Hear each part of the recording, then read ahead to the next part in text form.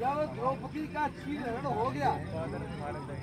और द्रौपदी का जब चीरहरण हो गया, भगवान श्री कृष्ण ने चीर बढ़ा दिया। उसके बाद उस सभा के अंदर धृतराष्ट्र और गंधारिन दोनों लोग आए और गंधारिन आए के और दुर्योधन से कहने लगी वो है